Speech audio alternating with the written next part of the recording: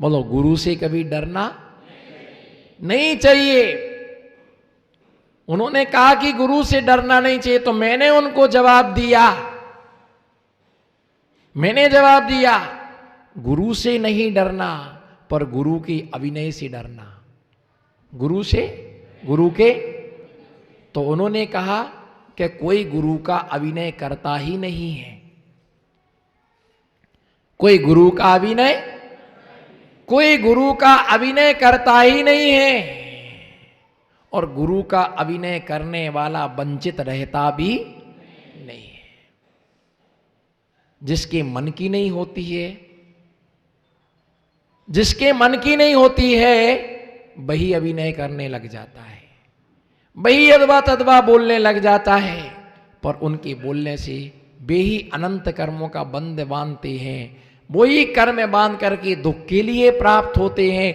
भैया ध्यान रख करके चलना, गुरु से नहीं, गुरु के अभिनय से डरो। मेरे द्वारा उनका अभिनय ना हो जाए। बोलो, मेरे द्वारा उनका अभिनय ना हो जाए, मेरे द्वारा उनकी अवहेलना ना हो जाए, मेरे द्वारा उनकी आज्ञा भंग ना हो जाए, मेरे से कृपा उनकी उठ ना जाए, मेरे से दृष्टि हट ना जाए, मेरे से उनका मन दूर ना हो जाए, इससे डरना।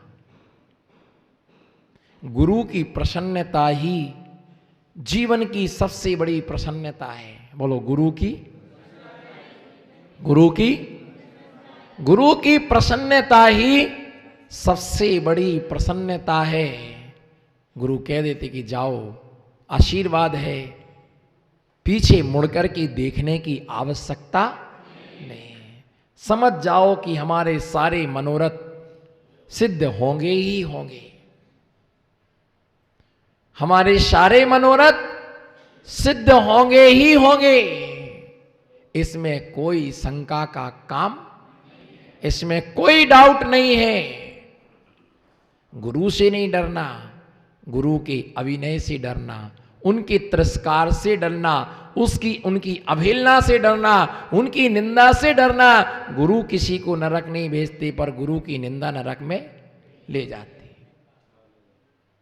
गुरु की निंदा कोड़ी बनाती है। भैया, किसी कोड़ी से मिल लेना एक दिन,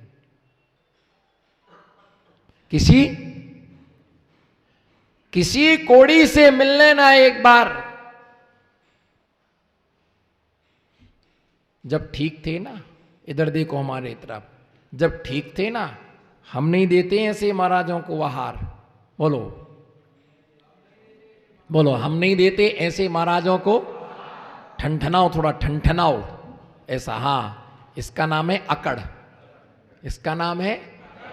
जहां से तुम्हारी शुरू होती अकड़, वहीं से हमारी चालू होती है पकड़। जहां से तुम्हारी चालू होती है अकड़, वहीं से हमारी चालू होती है। हम नहीं देते ऐसे महाराजों को आहार। बोलो, हम नहीं देते ऐसे महाराजों को, हम नहीं सुनते ऐसे महाराज लोगों के प्रवचन, हम नहीं जाते ऐसे महाराज लोगों की भैयावृत्ति करने के लिए। क्या करना है ऐसे साधुओं के? ऐसे साधु तो बहुत देखे हमने, ऐसे साधु तो हमने बहुत देखे। किसने मना किया? ऐसे चित्त वृत्ति में परिणाम उत्पन्न होते। मैं तो यही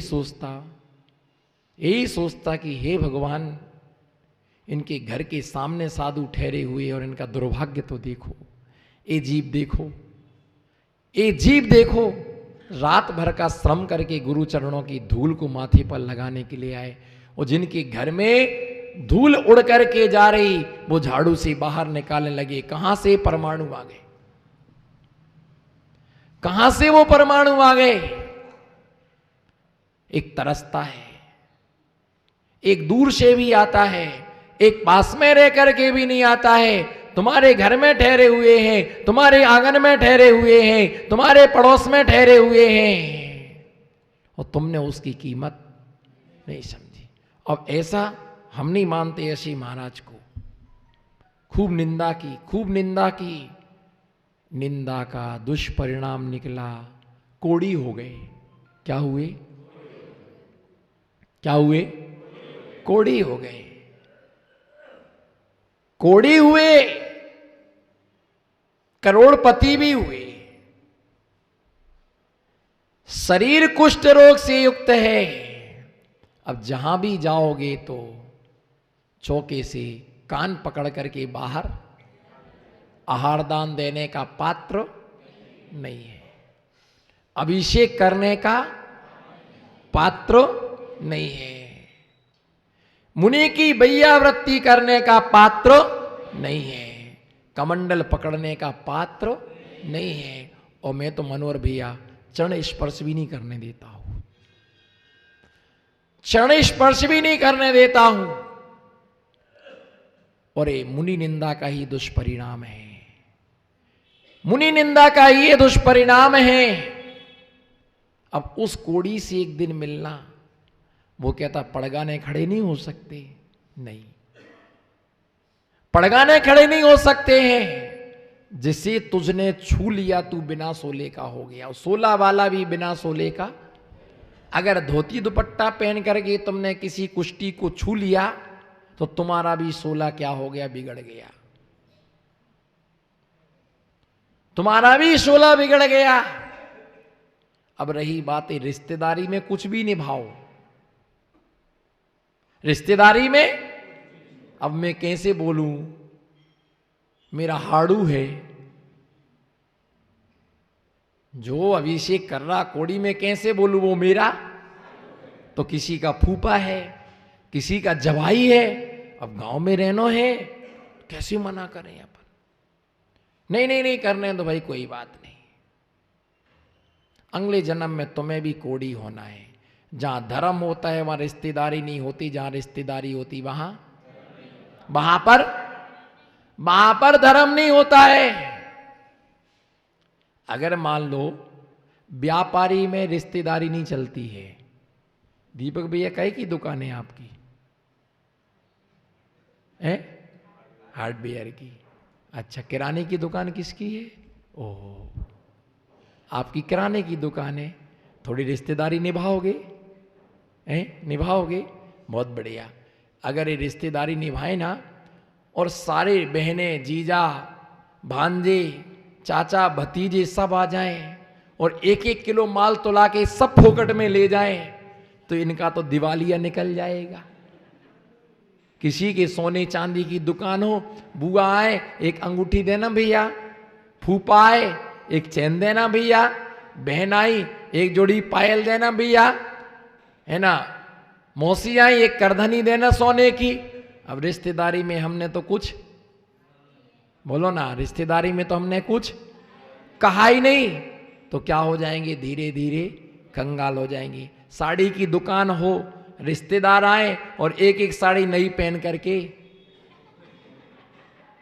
हाँ ना, कुछ तो बोलो, एक एक साड़ी पहन करके चले जाएं तो क्या होगा? बाद में तो उनके हाथ में कफन नहीं बचेगा। फिर बाद में तो उनके पास में, और कोई प्लॉट बेचता हो, प्लॉट देता हो, जमीन का काम करता हो, और एक एक प्लॉट सब रिश्तेदार ले लें, तो तुम्हें, तुम्हारे हाथ में तो मरघटा बचेगा। फिर वही, और क्या बचेगा? व्यापार में रिश्तेदारी नहीं होती है, बोलो व्यापार में।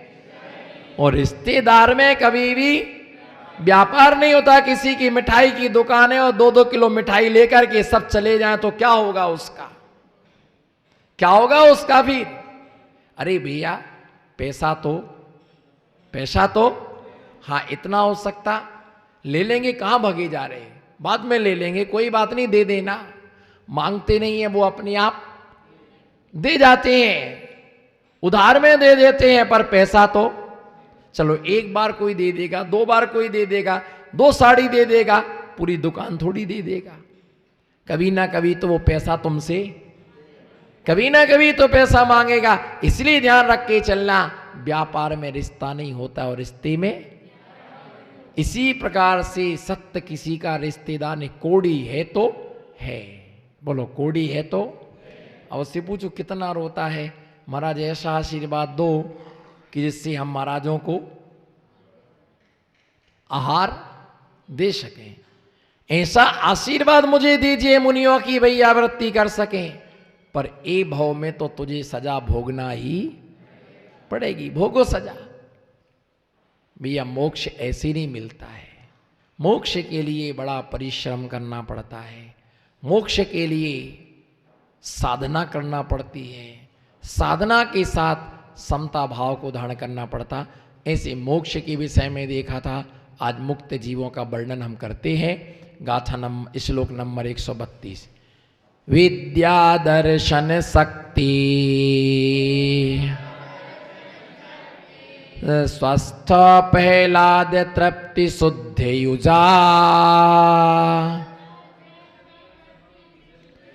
निरतिशया निर्बधयो निःश्रेयसमवसन्ति सुखम। हाँ, इस प्रकार से मुक्त जीव जो है, मुक्त जीव निःश्रेयसम, मोक्ष में विद्या दर्शन शक्ति, विद्या दर्शन अनंत ज्ञान, अनंत दर्शन, अनंत वीर। क्या? अनंतो अनंत दर्शन, अनंतो ज्ञान, अनंतो वीर। ये अनंत ज्ञान का मतलब होता है कि भगवान लोकालोक को जानने वाले हैं, संपूर्ण लोक आलोक को जानने वाले भगवान होते हैं। वो तीनों लोकों के लिए जानते हैं। संसार में ऐसा कोई द्रव्य, ऐसा कोई प्रमेय नहीं है जिसे केवल ज्ञानी ना जानता हो। केवल ज्ञानी से कुछ भी छिपा हुआ किसी ने नहीं देखा, किसी ने नहीं देखा। बोलो, किसी ने, जोर से बोलो ना, किसी ने नहीं देखा, किसी ने नहीं देखा। और केवल ज्ञानी तो, केवल ज्ञानी जान रहा अपने केवल ज्ञान के द्वारा। तुम बच तो नहीं सकते हो। और कोई देखे ना देखे, पर मेरी स्वयं की दो आंखें, मेरी स्वयं की दो आंखें देख रही हैं। स्वयं की दो आंखें हमारी देख रही हैं कि तुमने क्या किया है। चोरी की अगर तुम्हारी दो आंखें देख रही हैं, झूठ बोला तो हमारा मन जान रहा है, हमारा मन जान रहा है। एक व्यक्ति बिल्कुल गरीब था, एक व्यक्ति बिल्कुल गरीब था। तो वो कुल्हाड़ी लेकर के लकड़ी काटने के लिए जंगल में गया। कहाँ गया? तो लोहे की कुल्हाड़ी थी, बिल्कुल गरीब था कि सुबह उसको भोजन मिले तो शाम को नहीं मिलता था, और शाम को मिले तो, बोलो नमो सिद्धाड़म, सुबह भोजन मिलता था तो उसको। गरीबी ऐसी ही होती है, गरीबी। कुछ गरीब होते हैं और कुछ गरीब बने फिरते हैं। कुछ बीमार होते हैं और काम ना करना पड़े इसलिए कुछ बीमार बने बैठे रहते हैं, कुछ बने रहते हैं। कुछ गरीब होते हैं और कुछ बड़ी गरीब बने घूमते हैं। तो बेचारा वास्तव में गरीब था, कुल्हाड़ी लेके लकड़ी काटने गया। तो जैसे ही उसने वृक्ष पर चढ़ के कुल्हाड़ी चलाई तो कुल्हाड़ी उस लकड़ी में से निकल के नदी में गिर गई। तब मालूम क्या बोलता कि हे भगवान, मेरा एक आजीविका का साधन था। बोलो ना, मेरा एक आजीविका का साधन था, तूने वह भी छीन लिया। बोलो ना, मेरा एक आजीविका का साधन था, तूने वह भी। बोलो ना, हे भगवान, भूखों क्यों मार रहे हो? मैंने ऐसा कौन सा पाप किया कि जो आज मेरे लिए दो रोटियां भी नसीब नहीं है? भगवान, मुझे भूखा क्यों मार रहे हो? भगवान, मेरी जिंदगी किराए के मकान में ही निकल जाएगी क्या? भगवान क्या मेरी जिंदगी में झाड़ू लगाना ही लिखा है क्या? क्या मेरे जीवन में कभी सुख के दिन नहीं आएंगे क्या? बोलो ना, मेरे जीवन में क्या कभी मुझे कभी अच्छे दिन देखने को नहीं मिलेंगे क्या? और ऐसा सोचते सोचते वो दीवार से टिक जाता है और आंखों में आंसुधार छूटने लग जाती है। जब खाने को नहीं मिलता तब बोलता है कि भगवान मुझे आप भूखों क्यों मार रहे हो? लेकिन जब थाली में, इधर देखो, जब थाली में 56 प्रकार के व्यंजन आते हैं उस समय क्यों नहीं कहता है हे भगवान इतना सारा क्यों परोस दिया है? कहो ना, इतना सारा मैंने तो इतना पुण्य, आपने पहले कहा कि मैंने कौन सा पाप किया है, भगवान इतना सारा क्यों परोस दिया है? मैंने तो इतना पुण्य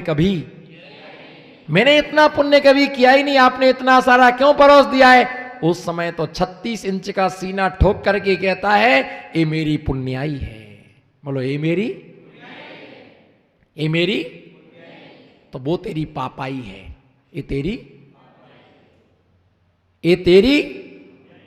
ये मेरी पुण्याई है तो वो तेरी पापाई है।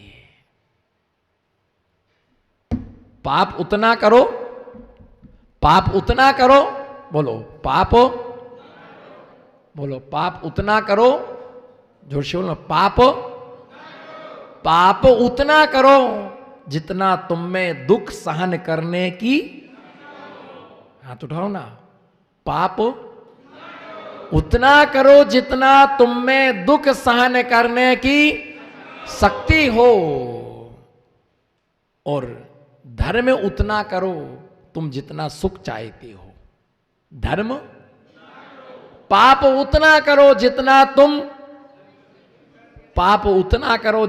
तुम दुख सहन कर सकते हो, और धर्म उतना करो तुम जितना सुख चाहते हो। जो दुख है ये पूर्व के पाप की निशानी है, जो आज के दुख है ना पूर्व के पापों की निशानी है, और यहाँ के अभी करोगे वो आगे जाके मिलेंगे।